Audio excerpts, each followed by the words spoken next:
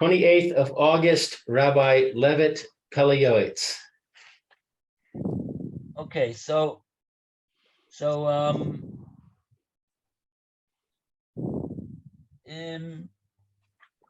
I think that what we're talking about over here is a matter of proportion.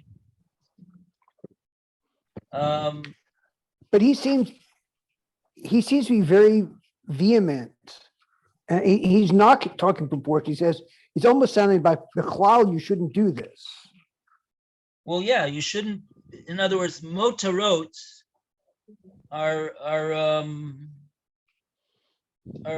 he's associating them with I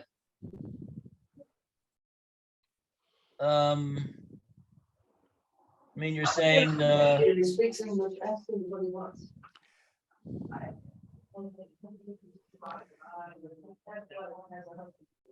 in other words, someone who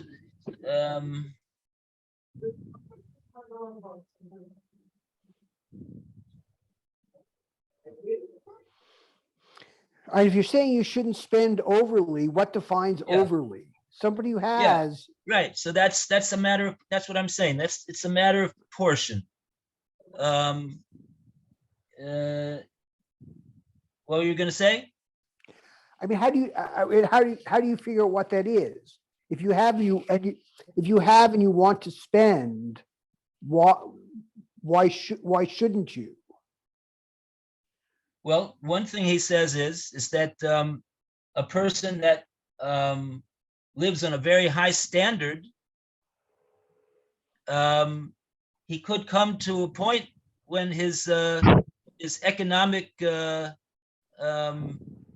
his financial that costs money. Sure, but how do you define this high standard? At what point are you? He's not giving any numbers. He's just Right. pointing out that a person that has a very high standard of living, it needs a lot of money. And that means that this year he's got to make a lot of money, and the next year he's got to make a lot of money, and then the year after that. What happens if the 7 years down the line he didn't do so well? So in that case, what's he going to do? He's gonna be embarrassed to sell his big house. He's going to be embarrassed to sell his big car. He's gonna, what's he going to do? So he's gonna have to resort to,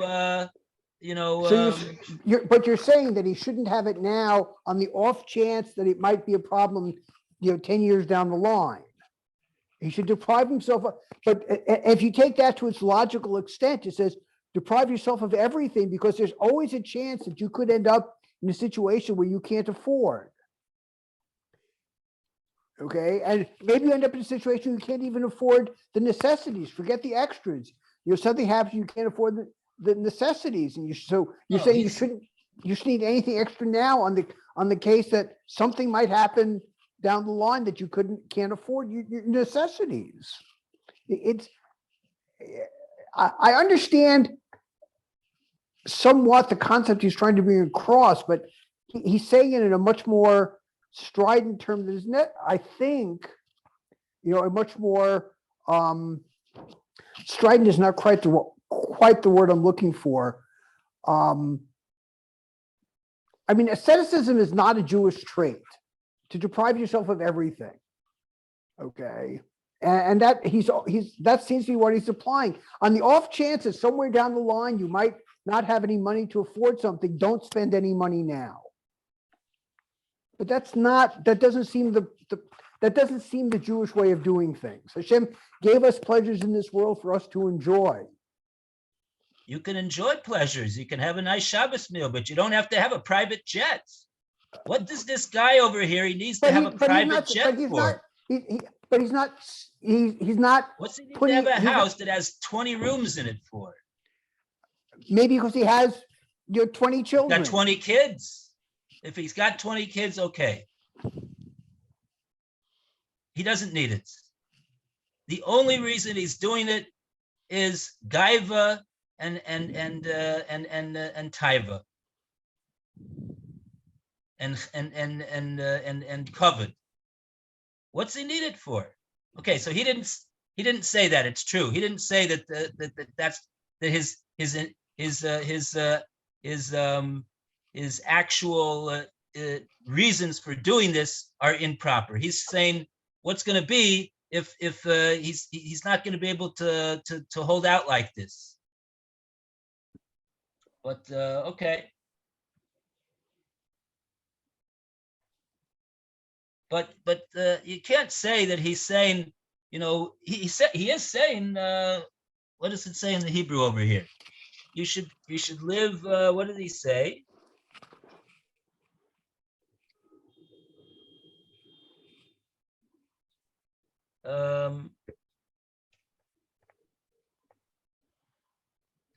Yivolov Yemei Rochas V'Sholem Shegalgilo Shechozer Ba'olam Yemuchrach Lasos Ovel V'Kol Mumra Kedei Levakesh Limudoi. Like we say about a Ben Sora Mora.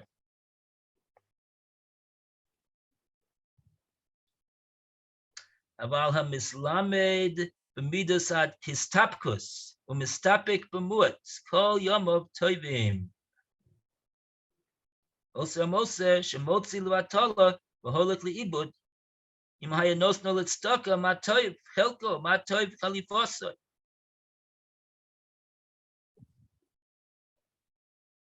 See here, he's saying that right. He's saying a person should live not a luxurious lifestyle. True, that's what he's saying. And he says, "Oh, what if you do have extra money now? You're living in that lifestyle and you're making a lot more money than that. What should you do?" He says, "Why not give it to people that don't have? Why do you have to have a private jet? What do you need it for? Just to travel on remember the Continental Airlines? The only way to fly."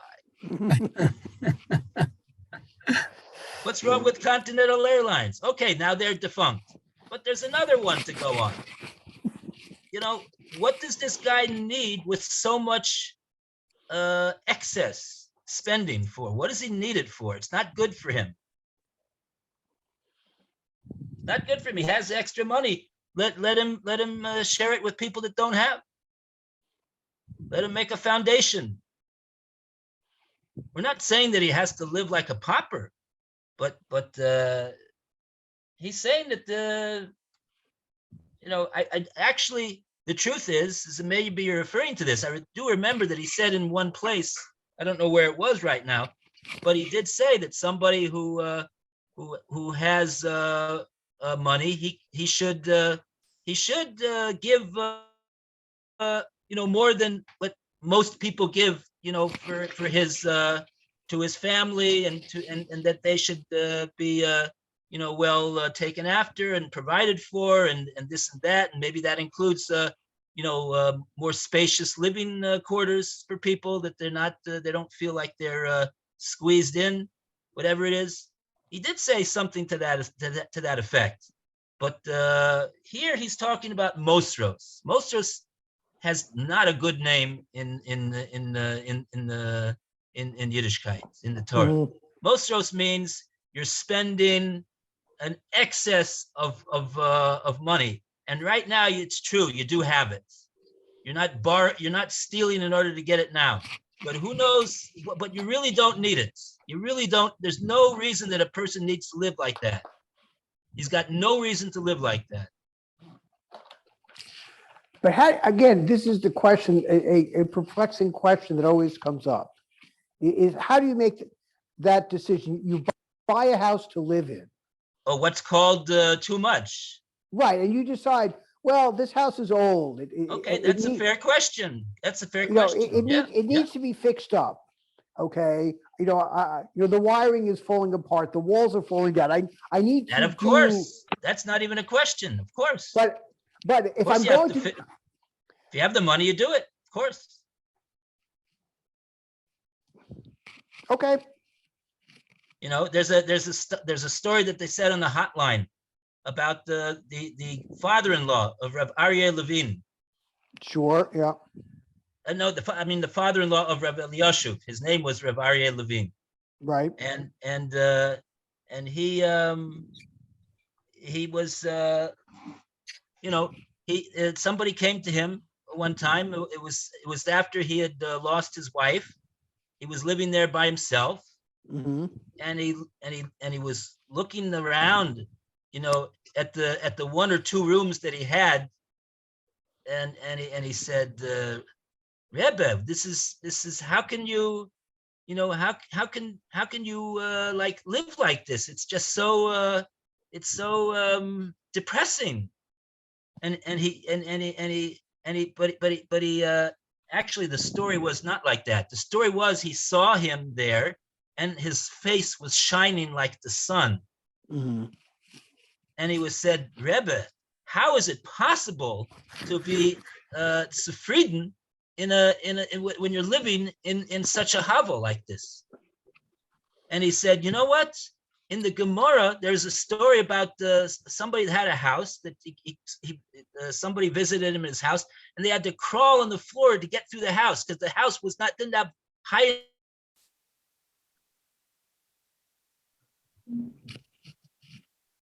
We lost him.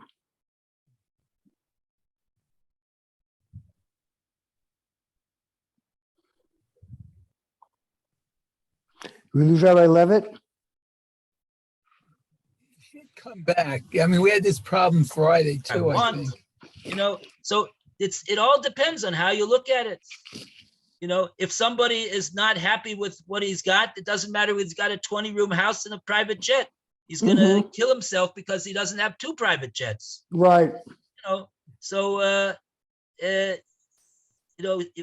but a person, you're right. A person has to, if he has the money, he spends what he needs in order to make the house that he needs to have in order to be, because everybody is not a Rav Aryeh Levine. There was one in the generation, and that was him, and that's what did he do with the rest of the money they had? He probably gave it to tzedakah. Probably gave it to people that have even less than him. He used to go around visiting Jewish people, Jewish men that were in prison, and teaching them Torah. He says he's not your regular guy. So that's but Mosros is more than even the usher needs. Okay. He shouldn't get carried away with his ashirutz. He shouldn't get carried away with it. Okay.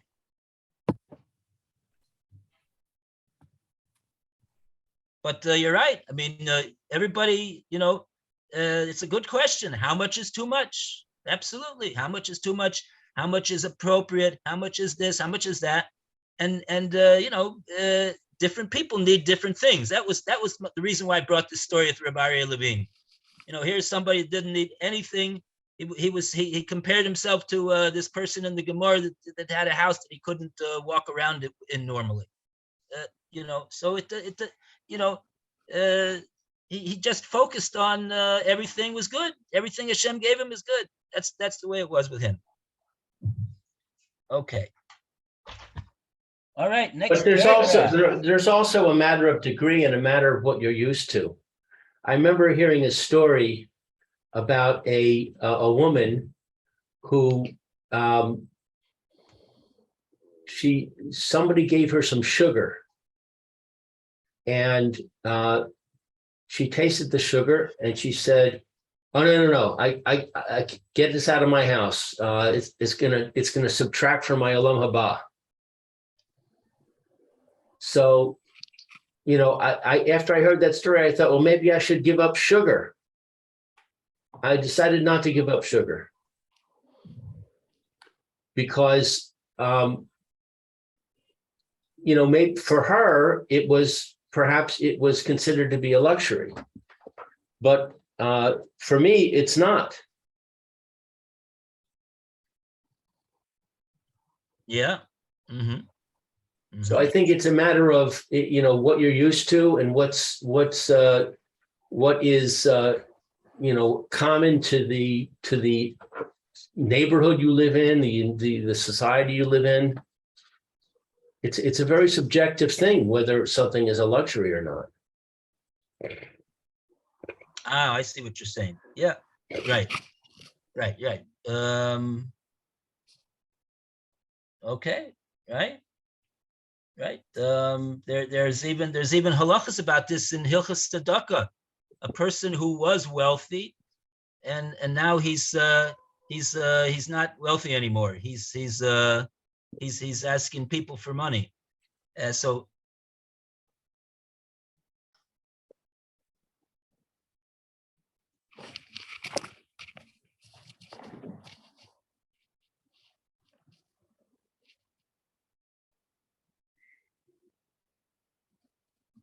Remember, you're frozen. Alan, did we have a class today with Rabbi Baum? I have no idea. He hasn't said anything. I Okay. have no messages from him. Okay, the Rabbi's back. Rabbi, you froze for a little while. oh, okay.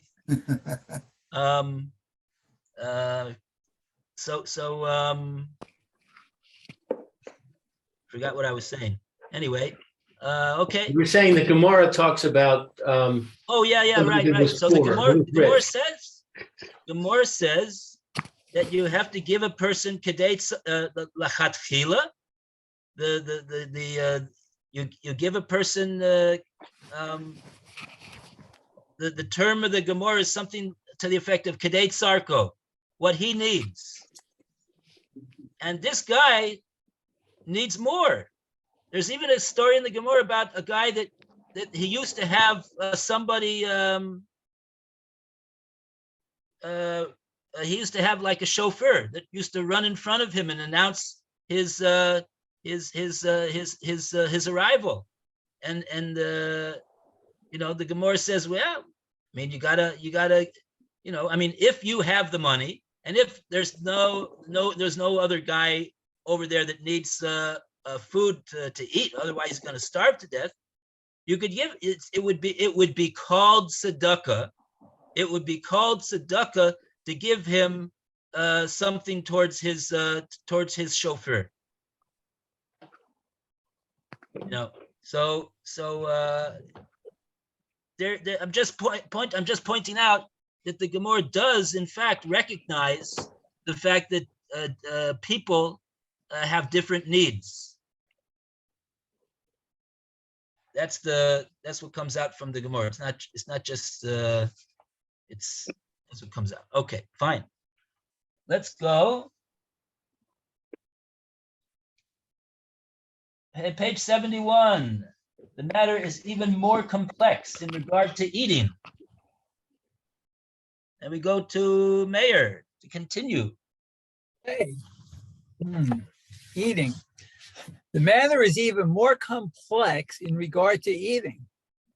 Our sages said that whatever a man eats on a weekday more than necessary to maintain his health for the service of God increases the strength of the Sitra Akra, the side of evil, and his evil inclination to cause him to sin and to lose precious time, either to make more money, to eat more, or to spend more. How much physical effort is spent on earning money, preparing necessities, and spending one's money when all of the enjoyments and pleasure of this world are vanity and the vexation of spirit. Hello? They are merely vanity of vanities, things of nothingness, deceptions of evil inclination and blindness. Sounds like Kohelet. Right? A little bit. That's right. Hevel Havolim. Morning. Kol Hevel. Hi. How are you? Okay. Alan, can you mute? Fluffy said, I'll mute him. It's okay.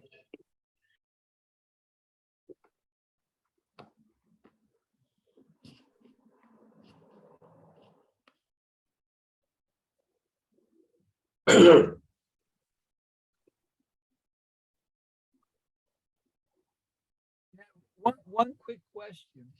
I don't know if it really applies to this, but uh, what about children? Like children, you walk along Quran and children will ask their mommies if I can get, they don't see it as such, but it's really junk food. So would one Yeah. be permitted to spend money on junk food for their children? That's a great question. But then but the Gemara talks about giving kids, nuts and sweets all the time. Yeah, That's right. good. This is what we're talking about, Eliezer. It's a matter of proportion. The actual idea of having something nice to eat that the children enjoy, 100%, right? That's what you do in order to get them to stay up for the Seder on the Seder. You want them to hear what you have to say. You want to inculcate in them the emunah and the hakoras tov of being a Jew and everything. It's the most important night of the year. So what do? You get the Gemara says you got to give them what they want. The Gemara says, what do they want? Oh, they want the roasted nuts and the dried fruits. Yeah, that's what they want. Well, that's what they wanted in the time of the Gemara, but now, things have gotten a bit they've gotten a bit out of hand. But so then it becomes even more. That's what he says over here. It's even more complex. Maybe that's part of what he means, that it's even more complex, because as the generations get, less and less, they get more and more, involved in, material and physical pleasure, and that's, and so in order to get some ruchnius out of people, you got to give them physical pleasure. There's this program. My wife likes this program. She heard it a couple times. This guy, he's on the tour. I don't know where he is. You'll probably find him. I don't know what his name is, Lichtenstein, I think. And he was talking about, what about, he brought a very chashuv rav on, and he said, Rabbi, you have your Thursday night, shir, Gemara shir, whatever is over there, and you give the balabatim, you give them cigars, and you give them cholent, and give them this, and give them that, and and some of the things are even not so, so how do you justify that, Rabbi? And he says, yeah, 100%. That's why they come. So that's what he said. If you're not going to give them, these fancy rolled cigars, they're some of them are not going to come. So that's the way it is today. So the interview is trying to say what you're doing is wrong, and the rabbi is telling him back, that's what I got to do. So that's the way it is. So, and they had a whole program about this, about the kiddush. Somebody makes a kiddush, in America, and it's like and they have alcohol. Now they're having alcohol at the kiddush. And there's an issue of people going to the kiddush and getting drunk, and what's going on?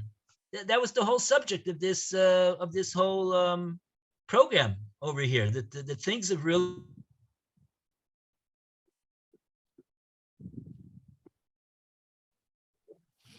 Froze again.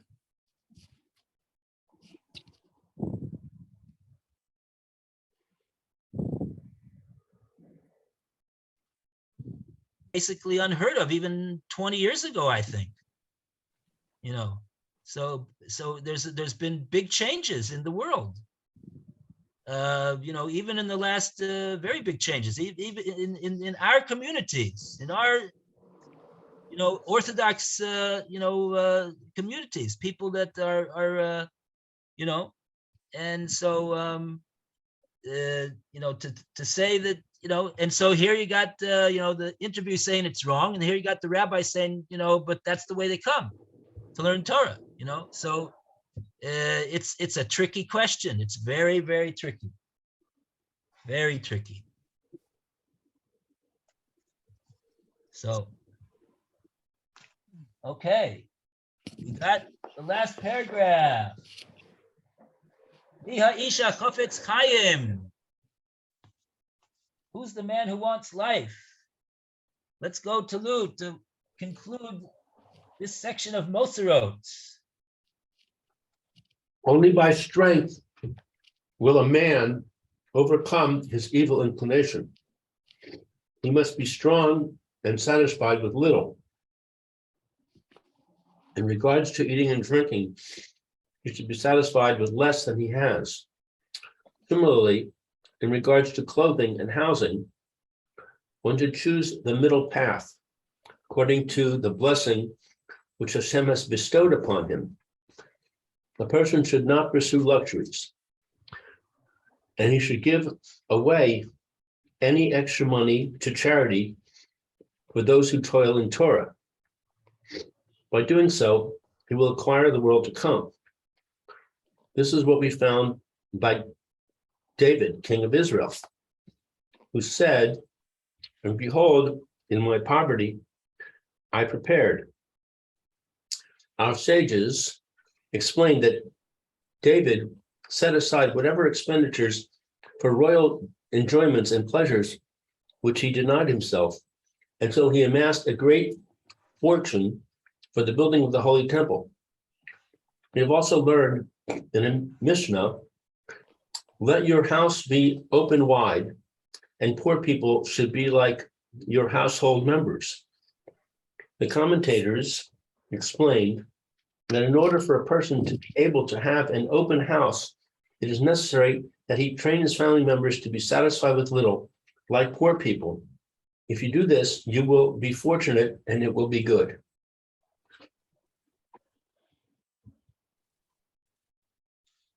Okay. So that's what he says over here in regards to clothing, in regards to housing. So does everybody have to have clothing? Yeah. Everybody have to have a house? Yes. Nobody's going to say you don't live in a house, don't have clothing. You got to have it. But how much? What's the standard of the clothing? What's the standard of the housing? So this is what he says. You choose the middle path. Choose the middle path, and then he says, and according to the blessing which Hashem has bestowed upon him. So now you could make a whole pilpul out of this over here. What does that mean exactly? The middle path is that's what right. That's what the middle path. The middle path is the middle path. What's the difference whether you have a lot of money or a little money? You do the middle path. But he says no. It's the middle path according to how much money you have. So in other words, if somebody doesn't have enough money to go on the middle path, so that he can't do that. He can't do the middle path. He's got to be less than the middle path, because it's got to be according to what Hashem has blessed you with. On the other hand, somebody got 10 times as much as the middle path to spend. What about it? So what should he do? He's also being told take the middle path, but it's true according to the amount that Hashem has blessed you with. So that would be the higher end of the middle path. So what he's saying then is that you shouldn't be the most extravagant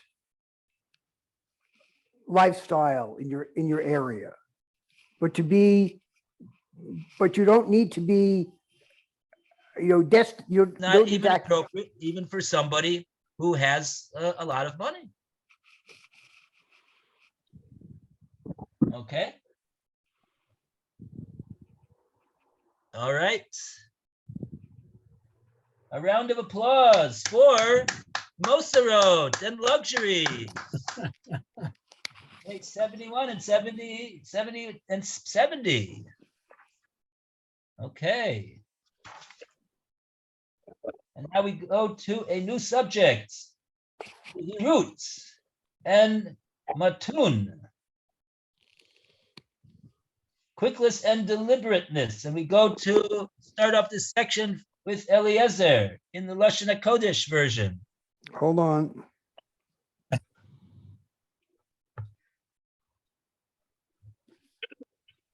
How did you type Shmatun? Matun, like it says in Avos, Havi Masunim Badin. Be deliberate. Don't go. Don't be hasty or too fast. Okay. The heroes, Yesh Tzad She'eno Tov. Going quickly has a side that's not good. Ukmoshe Kosavti Le'el Be'erech Hachana, as I have explained above in the section on Hachana, preparation. Amnon Yesh Tzad She Hamihiros Hu Tov Ma'od. Therefore, there's a part of quickness that is very good. Kamoshe Mars, the pasuk says in Mishlei, Chazasi ish mahir b'malachto lifnei melachim yitziatzev. I saw a person who is very quick in his work before the king. Lifnei Malachim Yisyatz. There's an asnachta after the word b'malachto. Okay. That's the first part of the sentence. Have you seen this person who is mahir in his affairs, in his work, in his duties that he's supposed to do? That's his malacha. He's mahir. He does it with mahirus. Mm-hmm. And what does it say about that? Shlomo Melech says, "Lifnei malachim yisyatzev." He will be someone who will stand before kings. Kings will seek him out, this guy, because he's got something that they want. They want somebody that knows how to get the job done, and he can get it done in good time. So that's a mahiris. He does, Okay. you tell him to do something, he's already done it. The Gemara, I don't know where the Gemara is, or it's a Chazal. This pasuk, Shlomo Melech, he's talking about his father, David HaMelech. You know the story with David HaMelech. He asked Nasan HaNavi, Nasan, should I build the Beis HaMikdash? And Nasan thought to himself, he didn't ask Hashem. He thought to himself, and he says, "Was nicht?" Sounds like a good idea, Your Highness. And what did David HaMelech do? That he asked him. It sounds like he asked him late at night. He called him in, asked him, and he says, "Yeah, it sounds like a good idea." So you would figure, right? Well, David HaMelech, now he's going to go to sleep, and he's going to be so happy. And the next morning he's going to get up at the crack of dawn and he's going to start building the Beis HaMikdash. What did David HaMelech do? That night, he already started purchasing and acquiring materials for the Beis HaMikdash. And Hashem came to Nasan HaNavi in a nevuah and said, "Go right back to the palace right away." And Nasan says, "Why? What's the problem?" He says, "Tell him that he is not to build the Beis HaMikdash, and you got to go." Frozen.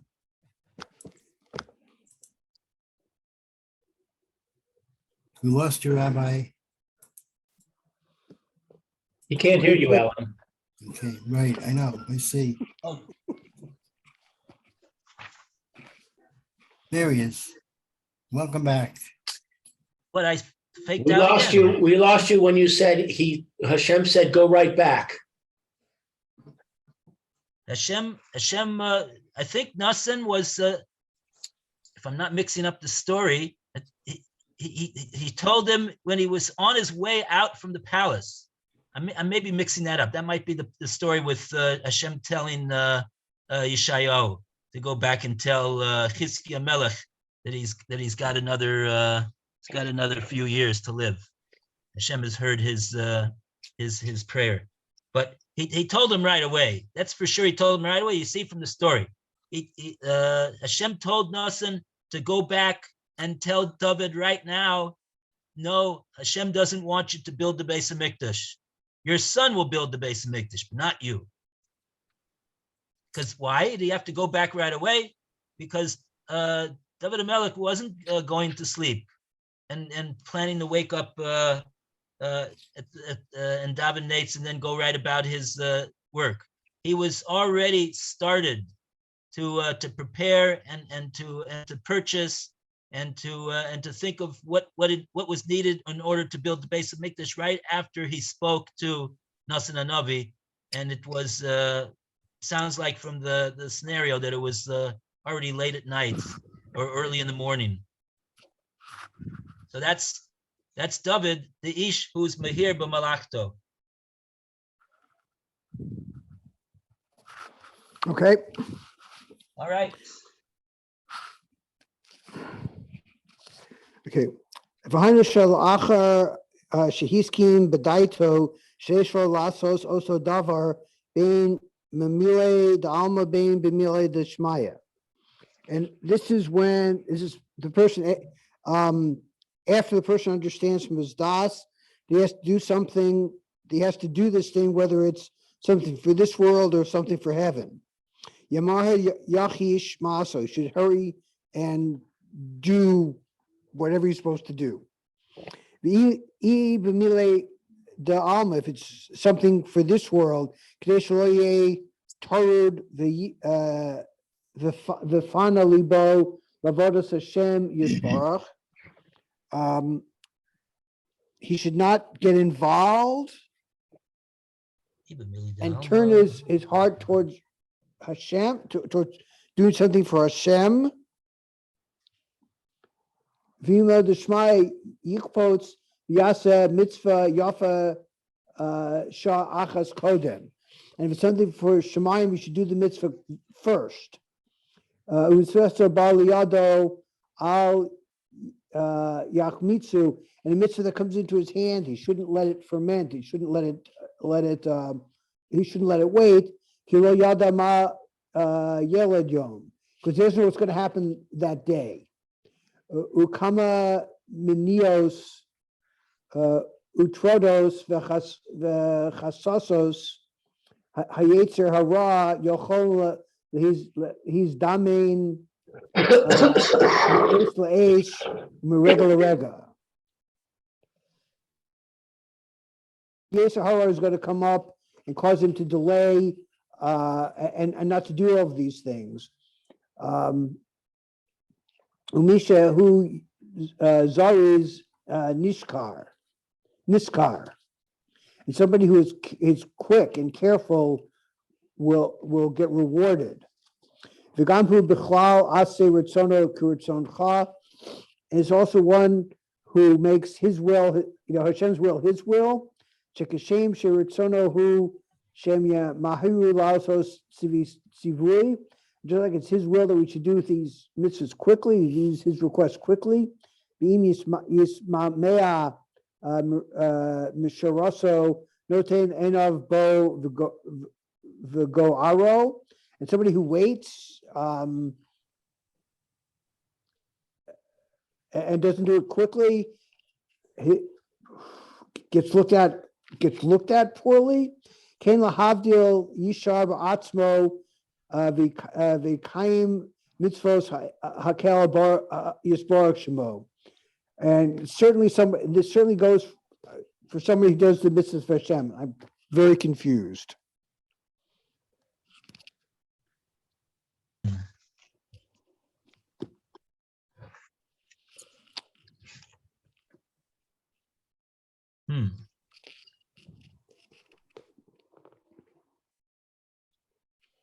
I thought I knew what he's saying, but I got lost at the end of it. Okay, so you were on the right path. You just had to finish that. He's talking about a person. A person has a servant, and the servant, if he tells the servant to do something, and the guy doesn't, dawdles, he's gonna look at him and he's gonna give him a dirty look. Gotcha. Okay. So Cain lahavdil, the reason he's saying lahavdil is now he's applying that to us in regard to being servants of Hashem. Gotcha. Okay. Okay, Ashikoyak, everyone. Chodesh Tov. Chodesh Tov. Oh, thank you, Rabbi. See you tomorrow. Eliezer. All right. Ashikoyak, Eliezer.